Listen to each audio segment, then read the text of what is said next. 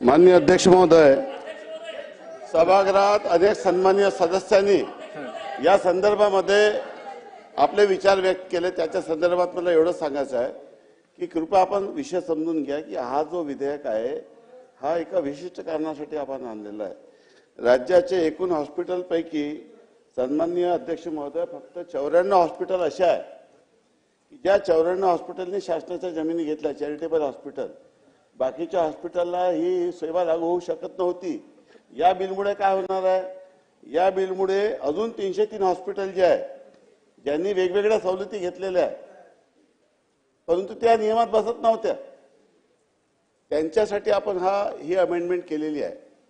माझी विनंती या संदर्भात अशी राहणार आहे की जे सन्माननीय सदस्यांनी व्यक्त केले, काही विषय आपण कृपा करून सर्व सदस्यांनी समजून घ्यावे की आता 20% बेड आपण याच्यात आरक्षित ठेवायचे आहे।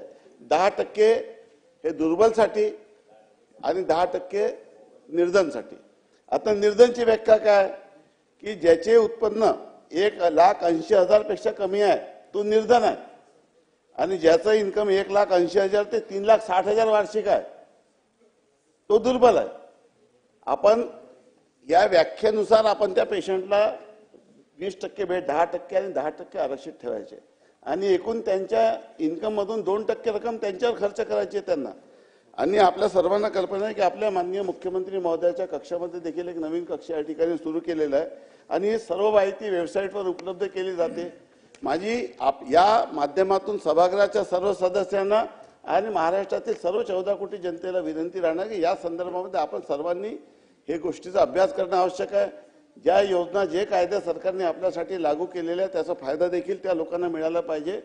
या संदर्भामध्ये याची व्याप्ती वाढून जे लोक याच्यातून, आता ही योजना कोणी तयार केली, ही हायकोर्टानेच तयार केली होती।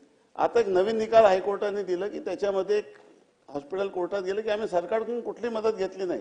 मग ती मदत घेतली नाही म्हणजे आता बाकी इन्कम टॅक्सचा कोणी बेनिफिट घेऊन राहिला, कोणी जमीन सवलतीच्या दरात घेतल्यापुरती मर्यादित नाही आहे, कोणी इलेक्ट्रिसिटी ड्युटीमध्ये सूट घेतलेली आहे, कोणी टॅक्समधून सूट घेतलेली आहे। अशा ज्या व्याप्ती ज्या त्या व्याख्येमध्ये येत नव्हत्या त्याला आता व्याख्येमध्ये आणण्यासाठी हा प्रयत्न सुरू केलेला आहे। त्याच्यात लाभ मिळेल।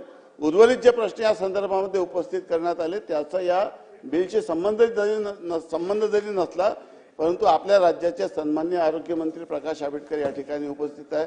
त्यांनी या संदर्भामध्ये, या रुग्णालयाच्या संदर्भामध्ये हे बिल आणण्याच्या पूर्वीच आपली बैठक घेतली, आणि बैठक घेऊन त्यांनी याचा सर्व आढावा घेतला, आणि ही जी अडचण होती जी लक्षात आल्यानंतर ही आपण अमेंडमेंट या ठिकाणी आणून जे हॉस्पिटल आता फक्त 94 हॉस्पिटलला ही योजना लागू होती त्याला तर 303ला लागू केलेलं आहे।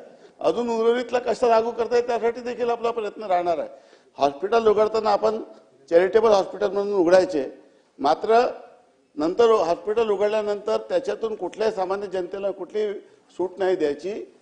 ही जी व्यवस्था होती याला बदलण्याचा आपण प्रयत्न या माध्यमातून करत आहोत। हा पहिला विषय। दुसरा विषय की जे हॉस्पिटल आहे जिथे मेडिकल स्टोर्स लावल्या जातात, काय काय प्रकार चालले जातात हे मला आपल्याला सांगण्याची आवश्यकता नाही, त्याचा अनुभव आपण सर्व लोकांनी घेतलेला आहे। त्याच्या संदर्भामध्ये राज्याचे आरोग्यमंत्री योग्य त्या उपाययोजनांनी खबरदारी घेत आहे आणि ते या संदर्भामध्ये भाष्य करतील।